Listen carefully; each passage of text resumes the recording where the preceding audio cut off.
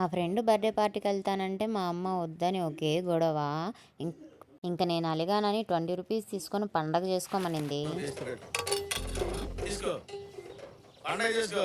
అక్కడేమో మా friends birthday పార్టీలో చాలా బాగా ఎంజాయ్ చేస్తూ ఉంటారు. కానీ నాకు మా అమ్మ 20 రూపీస్ ఇచ్చి పెద్ద బంపర్ ఆఫర్ ఇచ్చింది. ఇంక మనం ఎందుకు ఆ 20 రూపీస్ వేస్ట్ చేయడం అని చెప్పేసి తీసుకొని రోడ్డుకైతే వెళ్ళిపోయాను. అక్కడ ఏంటంటే చికెన్ వడ జస్ట్ 10 రూపీస్ అంట. ఓహో! 20 రూపీస్‌కి 2 వడలు వస్తాయని చెప్పేసి 2 అయితే ఆర్డర్ చేసేసాను. నార్మల్ వడ తిన్నాను కానీ చికెన్ వడ ఎప్పుడు తినలేదు. సరే ఒక కొత్తగా ట్రై చేద్దామని చెప్పేసి ఆర్డర్ చేశాననమాట.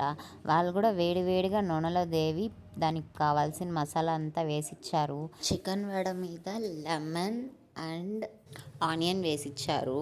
దాని మీద లెమన్ అలా పిండి ఒక ఆనియన్ ముక్క పెట్టుకొని తింటే ఉంటుంది చూడండి.